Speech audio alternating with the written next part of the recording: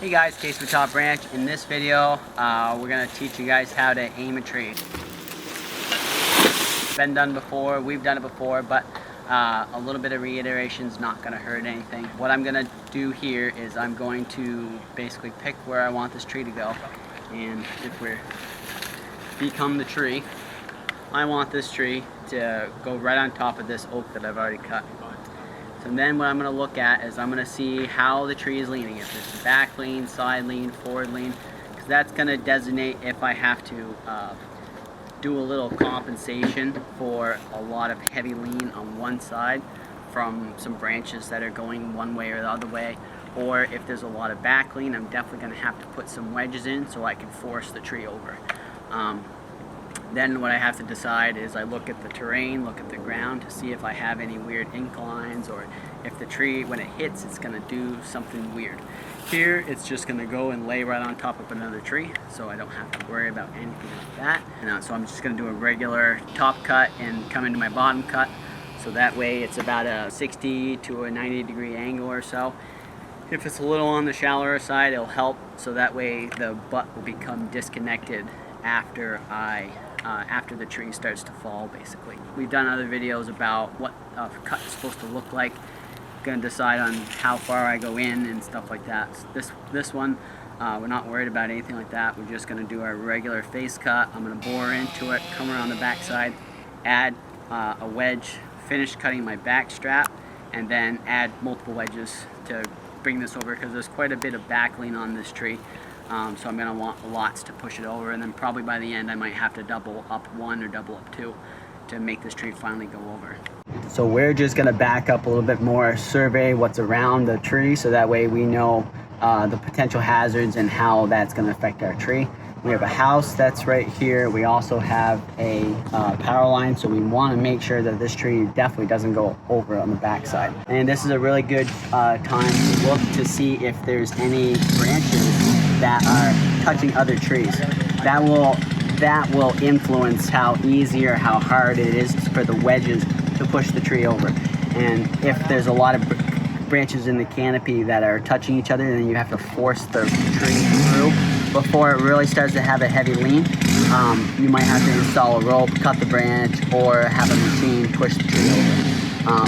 This tree, we don't have any of that, so we don't have to worry about it. We can see now that the tree has some pretty good back lean, so I'm definitely going to have to put some wedges in it. So let's go over, look at the other side of the tree quickly, and make sure that is the case.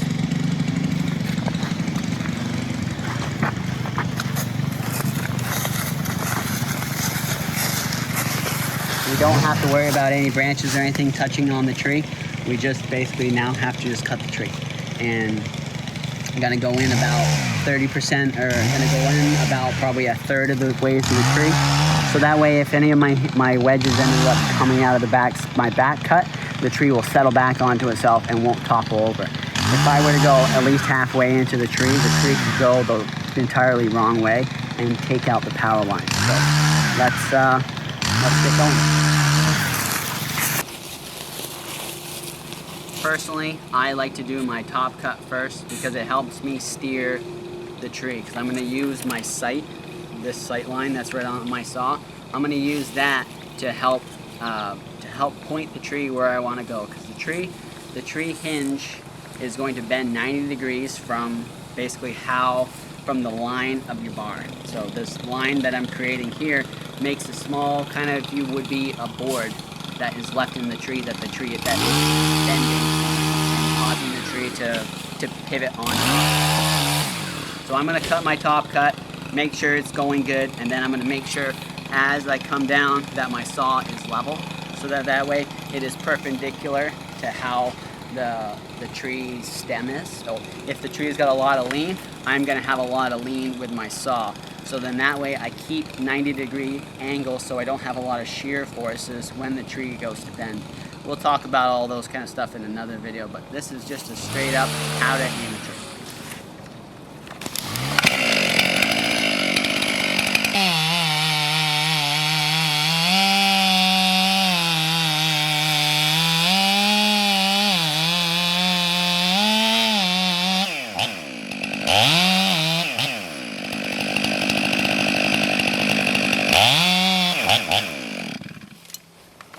Now come over here and we're gonna look down our sight line. You're gonna wanna get right behind the saw.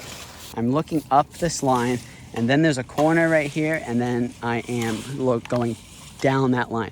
So usually I pick right here as my point, because what that does is this line here tells me how plumb I am, and then this line here tells me my direction.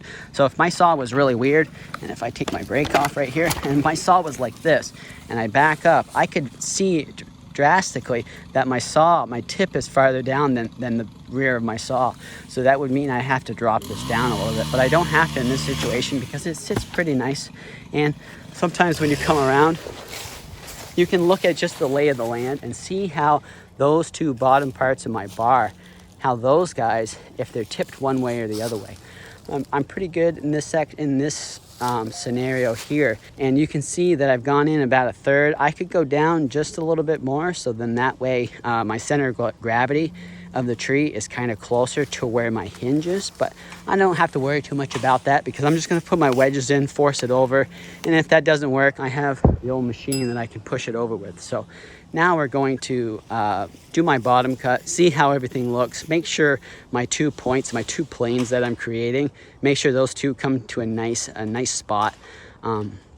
There's not a lot of bypass. As soon as there's a lot of bypass, what happens is you can have it so that way the tree does not necessarily go exactly where you're aiming. So let's go. This part a lot of times gets people kind of messed up because when they come around here, they like to change this, or if your knees really hurt, what happens is you don't get down enough, and this angle is usually at a much steeper angle than the other one. So you're going to want to be able to be a little bit more mobile, get right down, get so that way it's easy to do your work, and then that way you won't have to spend so much time getting this guy nice and perfect and cutting and cutting and cutting. So what I'm going to do, if you come over here, I'm going to kind of feel on what plane this is. If my saw's up here and down here. And I'm just going to maintain that as I come out. And what I'm going to do is I'm just going to tip it, but try not to move my bar up or down too much. So that means when I go all the way through, it's going to be relatively close. So now we throw it in, we start it up, and we do that in all one big smooth motion.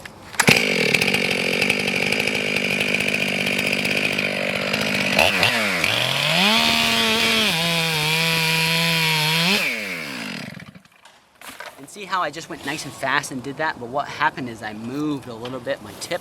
I ended up dropping the handle of my saw a little bit, and when you come in here you can see that there's a little bit of bypass. If you have a little bit more than a ½ inch, that's not really good, especially if you have too much of this bypassing backwards this way.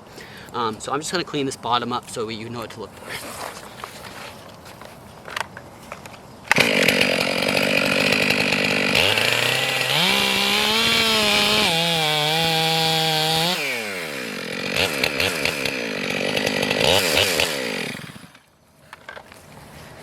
And you can see that this tree, being on a lot of ledge, you have a lot of moisture fluctuations in the tree, which can make it so roots die. And when roots die, what happens, or if they logged this at one time a long time ago, and they cut a couple roots of this tree when it was a small sapling, we can see that the inside of this tree is a little on the hollow side. So what that means is I'm going to make my hinge a little bigger, so then that way it will compensate for any of the lost surface area of hinge wood that I have in here. So I'm going to go for like a 1-inch hinge on this tree, and I'm going to have a little bit bigger on my side because the tree has a little bit of lean towards the woods over here. So in this situation, I'm actually just going to bore into the tree, come around, and then put my wedges in, and then finish my back strap up. So trees with a lot of back lean, it's always a good idea to bore into the tree, so then that way you have two things that are supporting the tree, and then you can do whatever you have to do before the time to sever that back portion of it and get your hinges and get your rope or whatever established without the tree going anywhere. So that's what we're going to do right now. For those novice guys out there that are just learning how to bore, you always want to bore with the bottom side of your bar. In other videos, you've seen where I've bored with the kickback side of it or the front of the bar. A lot of times, the reason why I do that is because I don't have to change and switch gears. When I go through cut this, I do one step backwards and I can go right into the tree. If I'm doing this on a little bit more of a novice level, you want to actually bore this way.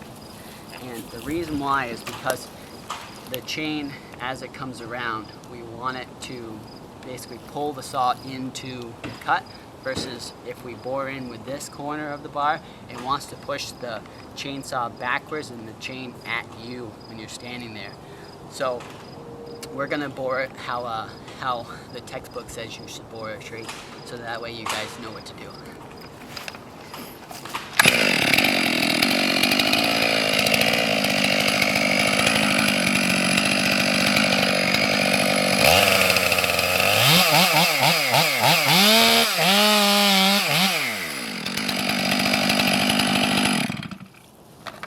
You can see how all of a sudden the tree, my saw just kind of fell into the tree.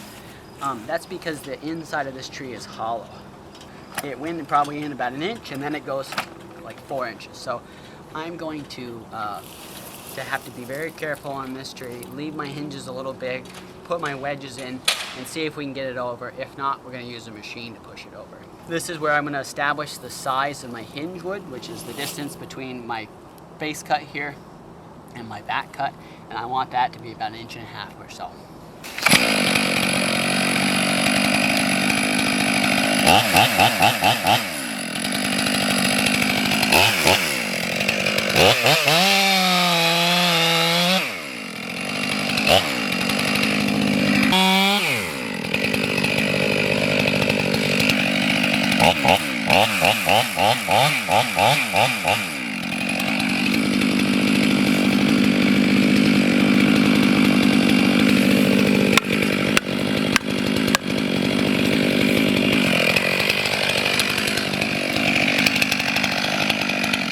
Now that I've got one of my felling wedges into the tree, I'm going to come around, add another one on this side, and then finish it off.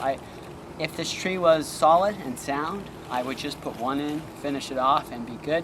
But having it be a little hollow, I want to take a little extra precaution just in case, so that way I can get things in there before the tree decides to move. Because once the tree settles back, there's a lot of weight to push up in order to get your wedge in. And a little bit more precarious.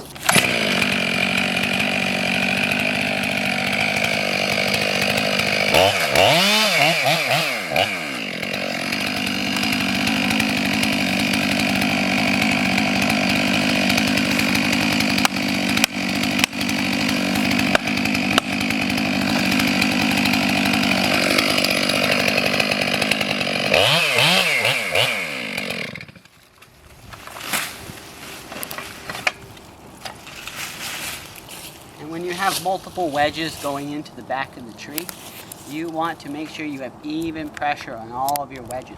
If I were to really just drive this one a lot, what it can do is put a lot of undue stress onto this side of the hinge, especially if this is a little smaller. What will happen is it can have too much upward pressure and break that hinge, and then the tree can just go 90 degrees, especially if there's a lot of weight on the opposite side of the tree. So I'm just going to slowly pound each one of these and see how the tree reacts, basically. Always stand at like a 45-degree angle from in relationship to your face cut here on the back side, so that way you can run either way. Because trees go, usually most times they go 90 degrees from where you cut, either 90, 180, or 270 degrees if you were to think of this as a circle of it wanting to go straight at 0. And always be ready to run, because you never know. Widowmakers, eye protection, very important. As you're hammering these guys, you don't want pieces come off, pieces of your hammer, especially if you're doing steel edges. See, hear that sound? That's a lot of the weight of the tree on that one wedge.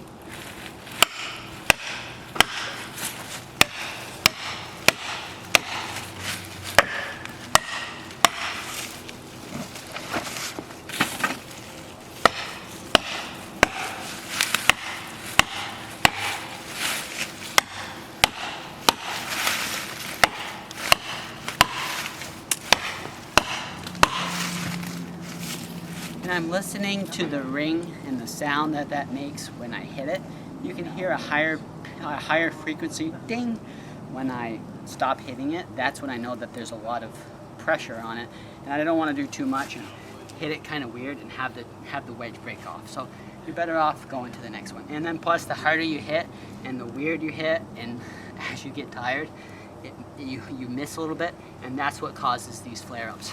So that's why you cut those guys off.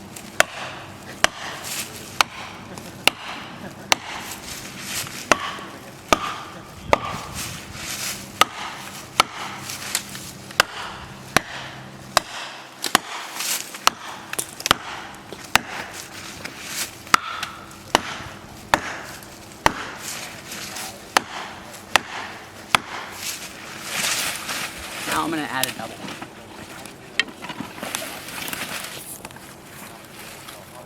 Sawdust.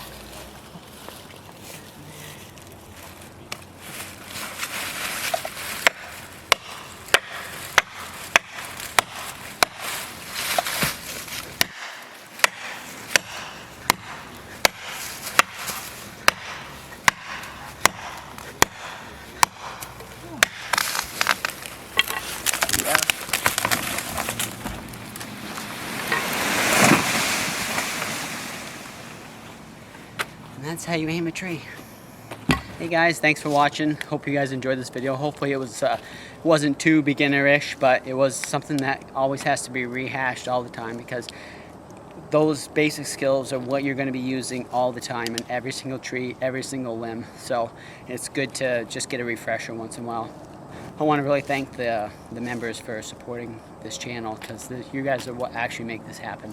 Without your guys' support, we wouldn't be able to take the time on a job, explain it, and go through and walk through with you, so that way you can do some learning as well, because we'd have to be balls to walls all the time. But again, guys, thanks so much, and next time we'll do something else comes up.